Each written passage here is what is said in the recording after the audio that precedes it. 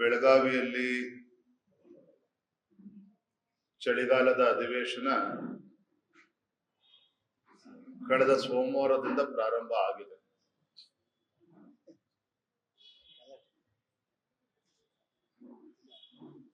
ಬೆಳಗಾವಿ ಚಳಿಗಾಲದ ಅಧಿವೇಶನದ ದಿನಾಂಕ ಘೋಷಣೆ ಆದಾಗ ನಾನು ಬೆಂಗಳೂರಿನಲ್ಲೂ ಕೂಡ ಮಾಧ್ಯಮದ ಸ್ನೇಹಿತರ ಮುಖೇನ ರಾಜ್ಯದ ಮುಖ್ಯಮಂತ್ರಿಗಳಿಗೊಂದು ಕಿವಿ ಮಾತನ್ನ ಹೇಳಿದ್ದೆ. ಮಾನ್ಯ ಮುಖ್ಯಮಂತ್ರಿಗಳೇ, ಬೆಳಗಾವಿಯ ಚಳಿಗಾಲದ ಅಧಿವೇಶನದಲ್ಲಿ ಸುವರ್ಣಸೌಧದಲ್ಲಿ ರಾಜ್ಯದ ಜ್ವಲಂತ ಸಮಸ್ಯೆಗಳ ಬಗ್ಗೆ ಚರ್ಚೆ ಆಗಬೇಕು. ನಾಡಿನ ರೈತರ, ಕೃಷಿಕರ, ಬಡವರ, ನೇಕಾರರೆಲ್ಲ ಸಮಸ್ಯೆಗಳ ಬಗ್ಗೆ ಸಮಗ್ರವಾಗಿ ಚರ್ಚೆ ಆಗಬೇಕು. ಆದ್ರೆ ಇವತ್ತಿನ ಪರಿಸ್ಥಿತಿಯನ್ನು ನೋಡಿದ್ರೆ ಮುಖ್ಯಮಂತ್ರಿ ಕುರ್ಚಿಗೇನು ಪೈಪೋಟಿ ನಡೀತಾ ಇದೆ. ಸದ್ಯದಲ್ಲೇ ಸಮಸ್ಯೆ ಬಗೆಹರಿಯುವುದಿಲ್ಲ. ಯಾವ ಪುರುಷಾರ್ಥಕ್ಕೆ ನೀವು ಬೆಳಗಾವಿನಲ್ಲಿ ಅಧಿವೇಶನ ಮಾಡ್ತೀರಿ, ಸಾಧ್ಯ ಆದ್ರೆ ಅದನ್ನ ಮುಂದೂಡಿ ನಿಮ್ಮ ನಾಯಕತ್ವದ ಸಮಸ್ಯೆ ಬಗೆಹರಿಸಿಕೊಂಡ ನಂತರವೇ ಅಧಿವೇಶನ ನಡೆಸಿ. ಆಗ ಮಾತ್ರ ರೈತರ ಸಮಸ್ಯೆಗಳಿಗೆ ಎಲ್ಲ ಸಮಸ್ಯೆಗಳು ಕೂಡ ಉತ್ತರವನ್ನ ಪಡೆದುಕೊಳ್ಬಹುದು ಅನ್ನುವ ಕಿವಿಮಾತನ್ನ ನಾವು ಹೇಳಿದ್ವಿ. ಆದ್ರೆ ಇದು ಯಾವುದಕ್ಕೂ ಕೂಡ ಕಿವಿಗೊಡದೇನೆ ಬೆಳಗಾವಿ ಅಧಿವೇಶನ ಕಳೆದ ಒಂದು ವಾರದಿಂದ ಪ್ರಾರಂಭ ಆಗಿದೆ. ಪಾಪ ಸಚಿವರುಗಳಿಗೆ ಸದನದಲ್ಲಿ ಕೂತು ವಿಪಕ್ಷ ನಾಯಕರ ಮಾತುಗಳನ್ನ ಕೇಳಬೇಕು, ರಾಜ್ಯದ ಸಮಸ್ಯೆಗಳನ್ನ ಅರ್ಥ ಮಾಡಿಕೊಂಡದಕ್ಕೆ ಸ್ಪಂದನೆ ಮಾಡಬೇಕು ಅನ್ನುವ ವ್ಯವಧಾನವೂ ಕೂಡ ಆಡಳಿತ ಪಕ್ಷಕ್ಕೆ ಇಲ್ಲದೆ ಇರುವಂಥದ್ದು ನಿಜವಾಗ್ಲೂ ಕೂಡ ಇದು ದುರ್ದೈವ. 2 ವರ್ಷದಿಂದ ಒಗ್ಗಟ್ಟಿನ ಮಂತ್ರವನ್ನು ಜಪಿಸ್ತಾ ಇದ್ದಂತ ಸಿದ್ದರಾಮಯ್ಯನವರು, ಡಿ ಕೆ ಶಿವಕುಮಾರ್ ಅವರು ಒಬ್ಬರಿಗೊಬ್ಬರಿಗೆ ಇವತ್ತು ಕತ್ತಿ ಮಸುತ್ತಾ ಇರುವಂತದ್ದು. ಇದರ ಪರಿಣಾಮ ರಾಜ್ಯದ ಮೇಲೆ ಆಗ್ತಾ ಇದೆ. ನಾವು ಬಿಜೆಪಿ ಹೇಳಿದ್ರೆ ಕಾಂಗ್ರೆಸ್ ಹೇಳ್ತಾರೆ ಇದು ನಮ್ಮ ಆಂತರಿಕ ವಿಚಾರ.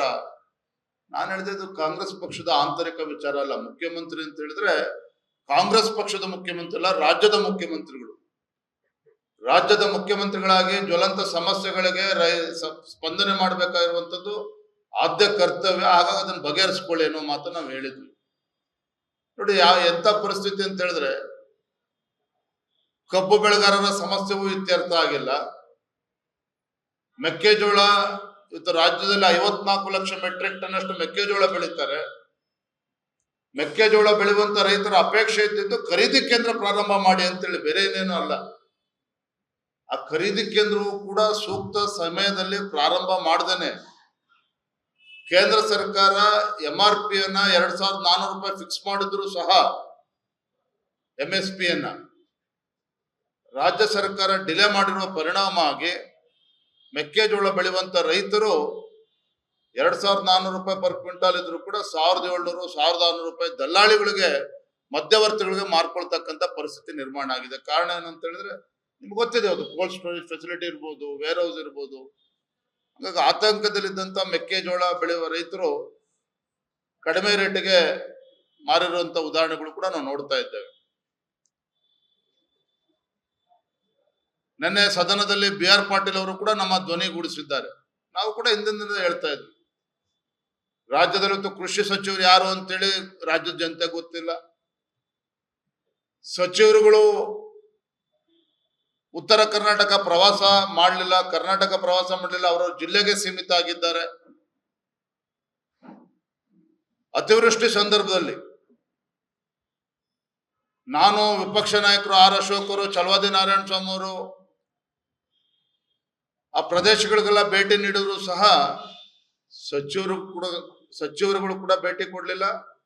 ಕನಿಷ್ಠ ಇಲಾಖೆಯ ಕಾರ್ಯದರ್ಶಿಗಳು ಕೂಡ ರೈತರ ಸಂಕಷ್ಟವನ್ನ ಅರ್ಥ ಮಾಡ್ಕೊಳ್ಳೋದಕ್ಕೆ ಸಾಧ್ಯ ಆಗ್ಲಿಲ್ಲ. ಇದರ ಪರಿಣಾಮ ಏನು ಅಂತ ಹೇಳಿದ್ರೆ, ಏನು ಕಂದಾಯ ಸಚಿವರು ಬೆಳೆ ಪರಿಹಾರವನ್ನ 1 ತಿಂಗಳಲ್ಲೇ ನಾವು ಕೊಡ್ತೇವೆ ಅಂತೇಳಿ ಘೋಷಣೆ ಮಾಡಿದ್ರು. 3 ತಿಂಗಳಾದ್ರೂ ಸಹ ಇವತ್ತಿಗೂ ಕೂಡ ಬೆಳೆ ಪರಿಹಾರವನ್ನ ಸಮರ್ಪಕವಾಗಿ ಕೊಡೋದಕ್ಕೆ ಸಾಧ್ಯ ಆಗಿಲ್ಲ. ರಾಜ್ಯದಲ್ಲಿ ಇವತ್ತು ರಸ್ತೆಗಳು ಭೀಕರ ಮಳೆಯಿಂದಾಗಿ ಗುಂಡಿಗಳಿಂದ ತುಂಬಿಕೊಂಡಿರುವಂತ ರಸ್ತೆಗಳು ಸಂಪೂರ್ಣವಾಗಿ ಹಾಳಾಗಿದೆ ಗ್ರಾಮೀಣ ಭಾಗದಲ್ಲೂ ಸಹ. ಇಷ್ಟೆಲ್ಲ ಇದ್ರೂ ಸಹ ರಾಜ್ಯದಲ್ಲಿ ಅಭಿವೃದ್ಧಿ ಇಲ್ಲ. ಮತ್ತೊಂದು ಕಡೆ ಭ್ರಷ್ಟಾಚಾರ, ರೈತರು ಸಂಕಷ್ಟದಲ್ಲಿದ್ರೆ ಸ್ಪಂದನೆ ಮಾಡ್ತಾ ಇಲ್ಲ. ಮುಖ್ಯಮಂತ್ರಿ ಕುರ್ಚಿಗೆ ಇವತ್ತು ಪೈಪೋಟಿ ದಿನೇ ದಿನೇ ಹೆಚ್ಚಾಗ್ತಾ ಇರುವಂತದ್ದು ಎಲ್ಲವನ್ನು ಕೂಡ ನಾವು ನೋಡ್ತಾ ಇದ್ದೀವಿ. ಸಿದ್ದರಾಮಯ್ಯನವ್ರು ಹೇಳ್ತಾರೆ, ಹೈಕಮಾಂಡ್ ಏನ್ ಹೇಳ್ತಾರೆ ಅದ್ರ ಪ್ರಕಾರ ನಾವು ಕೇಳ್ತೀವಿ ಅಂತ ಅವ್ರು ಹೇಳ್ತಾರೆ. ಪಾಪ ಮಲ್ಲಿಕಾರ್ಜುನ್ ಖರ್ಗೆ ಅವರು AICC ಅಧ್ಯಕ್ಷರು ಬೆಂಗಳೂರಿಗೆ ಬಂದಾಗ ಹೇಳ್ತಾರೆ, ಒಂದ್ ರೀತಿ ನಿಸ್ಸಹಾಯಕರಾಗಿ ಪಾಪ 2-3 ದಿನ ಇದ್ದು ಶಾಸಕರ ಅಭಿಪ್ರಾಯ ಪಡೆದುಕೊಂಡು ವಾಪಸ್ ಹಿಂದಿರುಗಿದ್ರು. ಏನ್ ಹೇಳಿದ್ರು ಬೆಂಗಳೂರಿನಲ್ಲಿ, ನನ್ನ ಕೈಲೂ ಸಾಧ್ಯ ಇಲ್ಲ ಅನ್ನೋ ಅರ್ಥದಲ್ಲಿ ಅವರು ಕೂಡ ಕೈ ಚೆಲ್ಲಿ ಹೋಗಿರುವಂತದ್ದು. ಇದ್ರ ಮಧ್ಯೆ ಸಿದ್ದರಾಮಯ್ಯನವರು ಹೈಕಮಾಂಡ್ ಹೇಗೆ ಹೇಳ್ತಾರೆ ಅದ್ರ ಪ್ರಕಾರ ನಡ್ಕೊಳ್ತಾನೆ ಅಂತ ಹೇಳ್ತಾರೆ. ಮತ್ತೊಂದ್ ಕಡೆ ಯತೀಂದ್ರ ಸಿದ್ದರಾಮಯ್ಯನವರು 15 ದಿನದ ಕೆಳಗೆ ಹೇಳಿದ್ರು, 1 ತಿಂಗಳ ಕೆಳಗೆ ಹೇಳಿದ್ರು, ನುಡಿದಂತೆ ನಡ್ಕೋಬೇಕಾಗ್ತದೆ, ಏನ್ ಮಾತು ಕೊಟ್ಟಿದ್ದಾರೆ ಅದ್ರ ಪ್ರಕಾರ ನಡ್ಕೋಬೇಕು ಅಂತೇಳಿ ಇದೇ ಯತೀಂದ್ರ ಸಿದ್ದರಾಮಯ್ಯನವರು ಹೇಳಿದ್ರು. ಆದ್ರೆ ಮೊನ್ನೆ ಬೆಳಗಾವಿನಲ್ಲಿ ಹೇಳ್ತಾರೆ 5 ವರ್ಷಗಳ ಕಾಲ ಸಿದ್ದರಾಮಯ್ಯನವರೇ ಮುಖ್ಯಮಂತ್ರಿಗಳು ಅನ್ನೋ ಘೋಷಣೆಯನ್ನ ಈಗಾಗಲೇ ಅವ್ರು ಮಾಡಿದ್ದಾರೆ. ಹಾಗಾಗಿ ನನ್ನ ಪ್ರಶ್ನೆ ಇವತ್ತು, ಕಾಂಗ್ರೆಸ್ ಪಕ್ಷದ ಹೈಕಮಾಂಡ್ ಇವತ್ತು ರಾಹುಲ್ ಗಾಂಧಿ, ಮಲ್ಲಿಕಾರ್ಜುನ್ ಖರ್ಗೆ, ಸೋನಿಯಾ ಗಾಂಧಿನ ಅಥವಾ ಯತೀಂದ್ರ ಸಿದ್ದರಾಮಯ್ಯನವರು? ಇದು ನಾನು ಕೇಳ್ತಾ ಇಲ್ಲ, ಕಾಂಗ್ರೆಸ್ ಆಡಳಿತ ಪಕ್ಷದ ಶಾಸಕರು ಕೇಳ್ತಾ ಇದ್ದಾರೆ. ಇದ್ರ ಮಧ್ಯೆ ಇವರ ಗೊಂದಲದಿಂದಾಗಿ ರಾಜ್ಯದಲ್ಲಿ ಇವತ್ತು ಆಡಳಿತ ಯಂತ್ರ ಸಂಪೂರ್ಣ ಕುಸಿದು ಬಿದ್ದಿರುವಂತದ್ದು.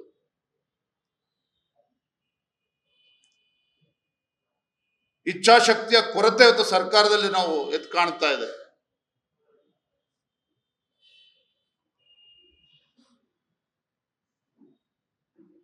ಯಾವುದೇ ಅಭಿವೃದ್ಧಿ ವಿಚಾರ ತೆಗೆದ್ರೂ ಕೂಡ ಕೇಂದ್ರ ಸರ್ಕಾರ ಇವತ್ತು ಮಲ್ತಾಯಿ ಧೋರಣೆ ಮಾಡ್ತಾ ಇದೆ. ಕೇಂದ್ರ ಸರ್ಕಾರ ಅನುದಾನ ಕೊಡ್ತಾ ಇಲ್ಲ.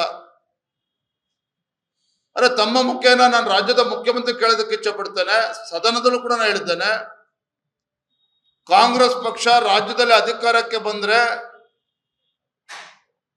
ಪ್ರತಿ ವರ್ಷ 30,000 ಕೋಟಿ ರೂಪಾಯಿಗಳನ್ನ ನೀರಾವರಿ ಯೋಜನೆಗಳಿಗೆ ಕೊಡ್ತೇವೆ.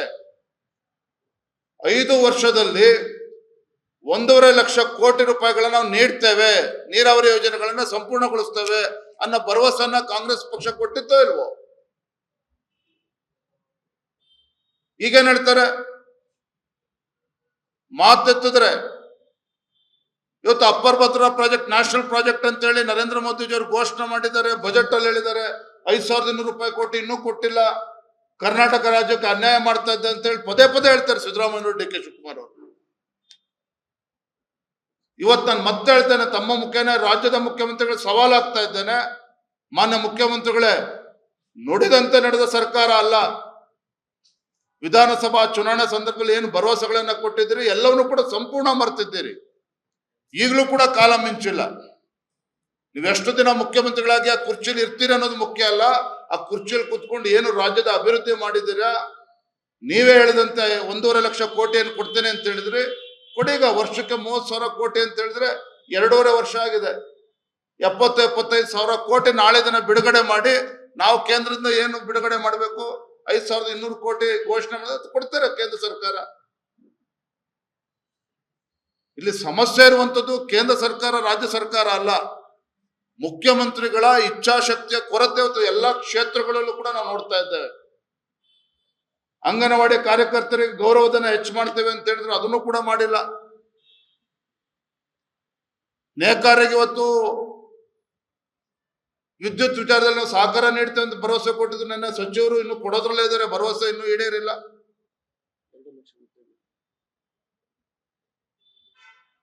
ಯುವಕರಿಗೆ ಉದ್ಯೋಗ ಸೃಷ್ಟಿ ಮಾಡ್ತೇವೆ, ಇದೇ ಭಾರತ್ ಜೋಡೋ ಯಾತ್ರಾ ಸಂದರ್ಭದಲ್ಲಿ ರಾಹುಲ್ ಗಾಂಧಿ ಅವರೇ ಭರವಸೆ ಕೊಟ್ಟಿದ್ರು, ಉದ್ಯೋಗ ಸೃಷ್ಟಿ ಮಾಡ್ತೇವೆ ಅಂತೇಳಿ.